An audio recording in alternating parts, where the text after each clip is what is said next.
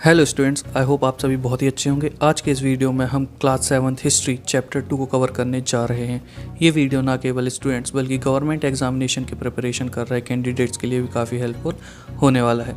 ये वीडियो आप तक लेकर आ रहा हूँ मेरा नाम है मानव, और अगर आप मुझसे सोशल मीडिया में जुड़ना चाहते हैं तो नीचे मेरी ID गिवन है, आप मुझे वहाँ फॉलो कर सकते हैं। Students, the name of the chapter is new Kings and kingdoms. इस चैप्टर में हम जानेंगे कि कैसे नई डायनेस्टीज़ इमर्ज हुई, उन किंगडम्स में एडमिनिस्ट्रेशन कैसा होता था, वो कैसे वेल्थ के लिए यानी धन दौलत के लिए वॉरफेयर किया करते थे, और 7 सेंचुरीज़ के बाद डेवलप हुए टेम्पल्स की, specially in Chola kingdom. 7 century से 12 सेंचुरी के बीच में काफ़ी सारी डायनेस्टीज़ इमर्ज हुई। ये टाइम था जब नए नए शासक, नए नए किंगडम्स इंडिया में आ चुके थे। इस मैप में आप देख सकते हैं कि सेंट्रल इंडिया में यहाँ पर इंद्रप्रस्थ के एरिया के आसपास, इंद्रप्रस्थ यानी जो आज दिल्ली का एरिया है, वहाँ चमनाज का रूल था, जिन्हें हम आज चौहान के नाम से जानते हैं। सेंट्रल इंडिया में गुर्जर, प्रतिहार, चंबल नदी के पास, जिन्हें आज हम परिहार्स कहते हैं। उसके नीचे आप देख सकते हैं परमार्स का रूल था, और उसके राइट साइड में आप देख सकते हैं जहाँ पर चंदेल का रूल हुआ करते था। अगर आप वेस्ट की तरफ बढ़ेंगे, स्पेशली उड़ीसा और वेस्ट बंगाल की तरफ, तो यहाँ आप देखेंगे कि यहाँ पर पाल्स का रूल होता था। उसके बाद अगर हम देखें डेक्कन प्लेट्यू यानी वो एरिया जहाँ आज का महाराष्ट्र है, तो वहाँ राष्ट्रकूट आज का रूल हुआ करता था, जिन्हें हम आज राजपूत के नाम से जानते हैं। अगर आप साउथ की तरफ आएंगे तो वहाँ आपको 3 नई डायनेस्टीज़ और दिखाई देंगी, जिन्हें हम चोलास, चेराज और पंड्यास कहते हैं। ये जो आपको फ्लक्चुएटिंग फ्रंटियर दिख रहा है, वो एरिया है जो कम ज़्यादा होता रहता था। कभी इस डायनेस्टी के पास होता था तो कभी उस डायनेस्टी के पास होता था। The emergence of new dynasties. By the 7th century there were big landlords और warrior chiefs in different regions of the सब कॉन्टिनेंट।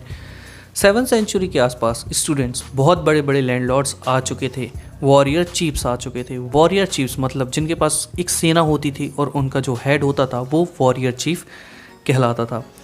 ये एग्जिस्टिंग किंग्स जो थे, ये उनके सबऑर्डिनेट कहलाते थे, या हिंदी में इन्हें सामंत कहा जाता था।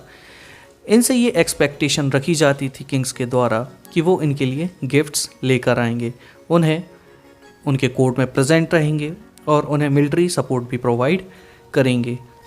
लेकिन जैसे जैसे सामंत उनकी पावर और वेल्थ बढ़ती चली गई, उन्होंने खुद को महासामंत डिक्लेयर कर दिया या फिर महामंडलेश्वर डिक्लेयर कर दिया। इसका मतलब ये होता है कि किसी भी एरिया का, किसी भी सर्कल का या किसी भी रीजन का एक किंग, जो एक छोटा सा किंग, जो एक ऐसा छोटा सा किंग वहाँ पे रूल करता हो।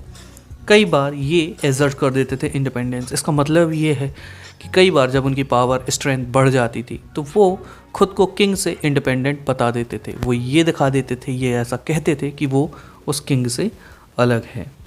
ऐसा ही एक उदाहरण हमें देखने मिला डेक्कन प्लेट्यू में। मैं अगेन आपको बता चुका हूँ, डेक्कन प्लेट्यू वो एरिया है जहाँ महाराष्ट्र है।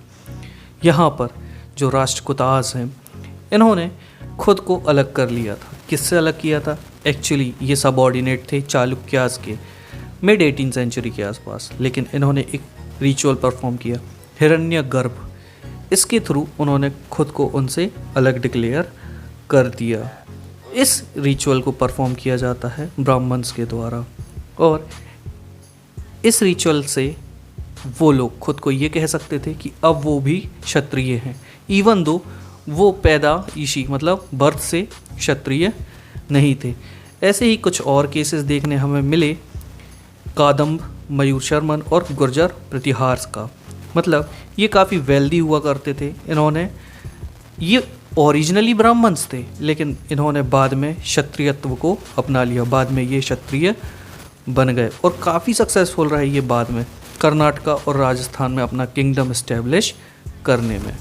Administration in the kingdoms. Many of these new kings adopted high sounding titles such as Maharajadhiraja, Tribhuvana Chakravartin and so on.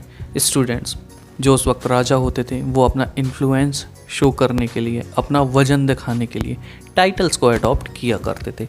इनमें से 2 बहुत फेमस टाइटल हैं, महाराजाधिराज जिसका मतलब होता है ग्रेट किंग, और एक है त्रिभुवन चक्रवर्तिन जिसका मतलब होता है Lord of the three world's. लेकिन ऐसे क्लेम्स के बाद भी वो जो सामंत थे उनके साथ एसोसिएट रहते थे, क्योंकि उनके बिना किंग रूल नहीं कर सकता था। सामंत के बिना किंग्स अधूरे थे और इनके साथ में एसोसिएटेड होते थे peasants, traders and Brahmins. In short इनकी जनता भी इनके साथ एसोसिएटेड होती थी। पीजेंट का मतलब होता है किसान। ये सारे रिसोर्सेस ऑब्टेन करते थे प्रोड्यूसर्स से, मतलब जो किंग और सामंत थे इन्हें रिसोर्सेज जो मिलते थे ये प्रोड्यूसर्स से मिलते थे। अब आप जानते ही हैं प्रोड्यूसर्स कौन होते हैं, पीजेंट्स होते हैं, कैटल कीपर्स होते हैं और आर्टिसंस होते हैं।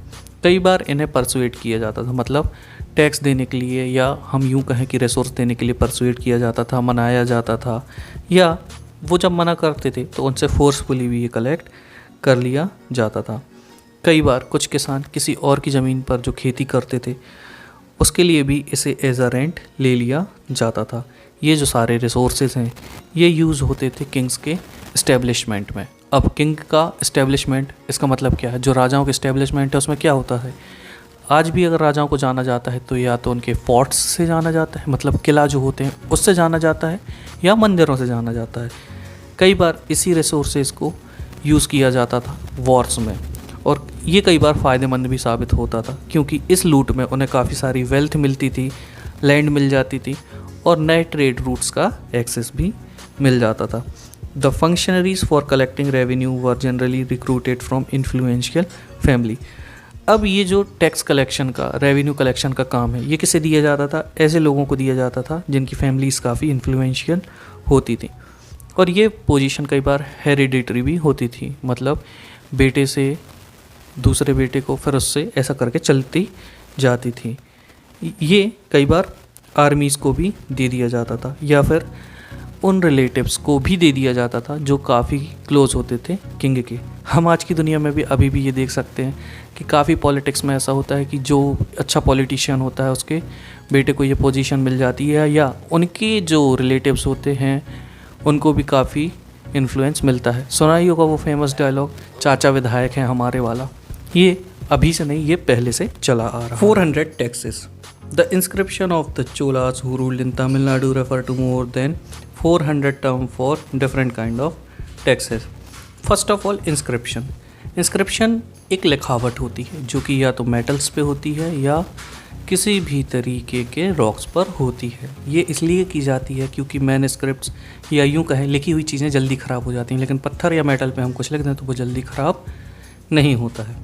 तो चोला एम्पायर के दौरान एक इंस्क्रिप्शन मिला, यहाँ पर आप बिलीव नहीं करेंगे कि 400 से ज़्यादा टैक्सेस के बारे में पता चला कि चोल किंगडम में 400 से ज़्यादा टैक्सेस होते थे।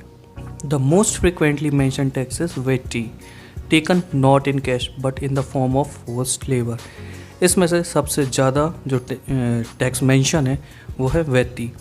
इसमें किसी को कुछ कैश देना नहीं होता था, लेकिन हाँ उस कैश के बदले में उन्हें वहाँ पर काम करना होता था। अगर वो अपनी इच्छा से करे तो लेबर, और अगर अपनी इच्छा के बिना करे तो फोर्स्ड लेबर, लेकिन हाँ उसे इस वेटी के लिए काम करना ही होता था।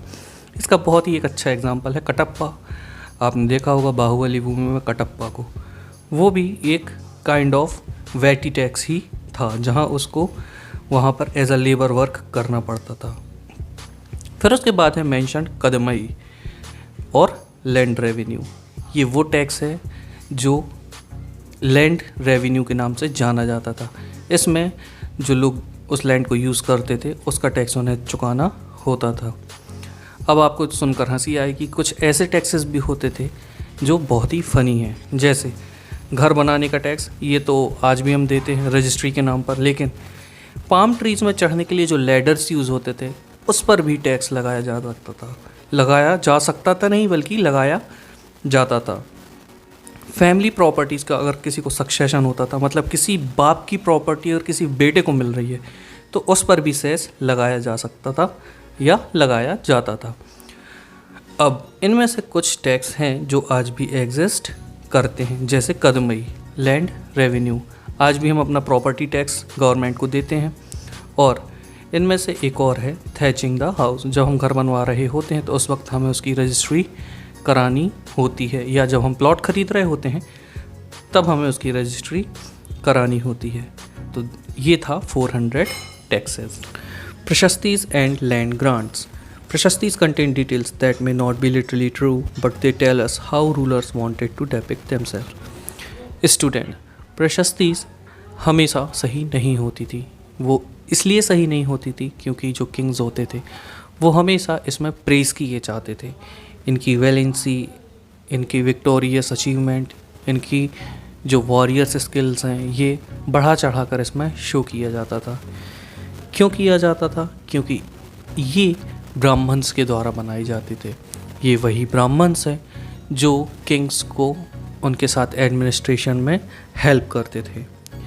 आपको याद होगा क्लास 6 में भी आप प्रशस्ति के बारे में पढ़ चुके हैं, जिसमें समुद्रगुप्त और गुप्ता रूलर्स के बारे में बताया गया है। King often rewarded Brahmins by grants of land. जो किंग्स होते थे वो खुश होकर जो ब्राह्मण्स होते थे उन्हें ज़मीन, काफ़ी सारी ज़मीन दे दिया करते थे और इसके लिए उन्हें प्रशस्ति रिवॉर्ड की जाती थी। आप अपनी स्क्रीन में देख सकते हैं या आप अपनी टेक्स्ट बुक में देखें, आपको प्रशस्ति दिख जाएगी। ये प्रूफ होता था कि वो जगह एक पर्टिकुलर व्यक्ति को दे दी गई है। ये उसी तरह से जैसे आज हमारे पास हमारा ड्राइविंग लाइसेंस होता है, उस वक्त ब्राह्मण्स के पास ग्रांट्स ऑफ लैंड के लिए ये प्रशस्ति होती थी।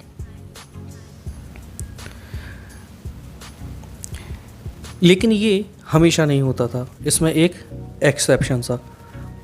12th सेंचुरी में एक बहुत ही लंबी संस्कृत की पोएम बनाई गई जिसमें उन सारे राजाओं की हिस्ट्री थी जिन्होंने कश्मीर में रूल किया था। ये बनाई गई थी एक ऑथर के द्वारा जिसका नाम था कल्हन। इन्होंने काफ़ी वैरायटी यूज़ की थी सोर्सेज की, काफ़ी इन्होंने इंस्क्रिप्शंस का यूज़ किया था, उस वक्त के डॉक्यूमेंट्स का यूज़ किया था, जो आई विटनेसेस थे उन्हें देखा था और बहुत सारी हिस्ट्री पढ़ी हुई थी। लेकिन दूसरों में और इनमें फ़र्क क्या था? प्रशस्ति लिखने वाले हमेशा किंग की तारीफ़ किया करते थे, उनको प्रेज़ किया करते थे, उन्हें क्रिटिसाइज़ नहीं करते थे। लेकिन यहाँ पर जो हमारे कल्हन हैं उन्होंने इन्हें क्रिटिसाइज़ भी किया था और उनकी पॉलिसीज़ को भी क्रिटिसाइज़ किया था। Warfare for wealth. You may have noticed that each of these ruling dynasty was based in a specific region. Students, आपने ये बात ऑब्ज़र्व की होगी कि हर एक डायनेस्टी अपने स्पेसिफिक रीजन में रूल किया करती थी। लेकिन कई बार ऐसा होता था कि एक स्पेसिफिक रीजन के लिए कई बार कई रूलर्स या कई किंगडम्स एक दूसरे से भिड़ जाते थे। इसका एक एग्ज़ाम्पल है कन्नौज। कन्नौज एक सिटी है जो कि गंगा वैली में स्थित है। यहाँ पर सेंचुरीज से एक बैटल चल रहा था, स्ट्रगल चल रहा था 3 डायनेस्टीज़ के बीच में, गुर्जर प्रतिहार, राष्ट्रकूट और पाल डायनेस्टीज़ के बीच में। और ये एक ऐसा कॉन्फ्लिक्ट था जो काफ़ी लंबे तक चला था। इसे हम ट्रिपार्टाइट स्ट्रगल के नाम से भी जानते हैं। As we will see, rulers also try to demonstrate their power and resources by building their large temples. जो ये रूलर्स होते थे ये हमेशा अपनी पावर्स को दिखाने के लिए हमेशा मंदिर का निर्माण किया करते थे और इसी से पता चलता था कि उनके पास कितनी पावर है और रिसोर्सेज है। लेकिन इसका एक उल्टा डिसएडवांटेज भी था, क्योंकि अगर एक राजा के अंपायर में कोई और राजा अटैक करके अगर उसे हरा देता था तो ये टेम्पल्स भी टारगेट कर लिए जाते थे और वहाँ की जो वेल्थ है उसे लूट लिया जाता था। खैर, इसके बारे में हम और चैप्टर 5 में पढ़ेंगे, लेकिन अभी इसका एक एग्ज़ाम्पल देखते हैं। इसका एक एग्ज़ाम्पल है महमूद गजनी, जो कि अफ़गानिस्तान का था। इसने 997 AD से 1030 AD तक सेंट्रल एशिया, ईरान और नॉर्थ वेस्टर्न पार्ट हमारे सब कॉन्टिनेंट का जो था यहाँ पर कई बार रेड किया। इसमें एक काफ़ी फेमस रेड थी जो कि सोमनाथ टेम्पल गुजरात में की गई थी। ये ऑलमोस्ट हर साल इंडिया में यहाँ पर रेड किया करता था। ये अपनी ज़्यादातर वेल्थ ले जाया करता था अपनी कैपिटल सिटी जिसका नाम गजनी था, वहाँ ले जाता था। Sultan Mahmud was also interested in finding out more about people he conquered. ये जो महमूद था ये हमेशा उन लोगों के बारे में जानने के लिए भी क्यूरियस होता था जिन्हें वो लूटा करता था। इनके साथ में एक स्कॉलर भी चलता था जिसका नाम था अल बरूनी, जिसने काफ़ी कुछ लिखा है हमारे सब कॉन्टिनेंट के बारे में। और उस किताब का नाम है किताब उल हिंद। कहा जाता है कि इसमें इन्होंने संस्कृत स्कॉलर्स की भी हेल्प ली थी। और ऐसे किंग जो ऐसे वॉरफेयर में इन्वॉल्व हुए थे ये हैं चमनास, जिन्हें बाद में चौहान के नाम से जाना जाने लगा। ये वो एरिया रूल करते थे जो आज की दिल्ली और अजमेर के पास में है। इन्होंने काफ़ी अटेम्प्ट किए थे अपना कंट्रोल बढ़ाने के लिए वेस्ट और ईस्ट में, लेकिन वो वेस्ट में रोक दिए गए चालुक्यास के द्वारा जो कि गुजरात के थे, और गढ़वाल के द्वारा जो कि वेस्टर्न उत्तर प्रदेश के थे। इसी का एक बेस्ट एग्जाम्पल है चमना रूलर पृथ्वीराज III, या हम जिन्हें आज पृथ्वीराज चौहान के नाम से जानते हैं, जिन्होंने 1191 में मोहम्मद गौरी को हराया था। उसके बाद 1192 में ये मोहम्मद गौरी से हार गए थे। इनके बारे में ये कहा जाता है कि अराउंड 16 टाइम्स मोहम्मद गौरी को माफ़ कर दिया था पृथ्वीराज चौहान ने हरा के, लेकिन जब इनके जो फादर इन लॉ थे जयचंद, इन्होंने धोखा दिया, इस वजह से ये हार गए थे। लेकिन अफ़गानिस्तान में भी जाकर इन्होंने मोहम्मद गौरी को वहाँ पर मार दिया था।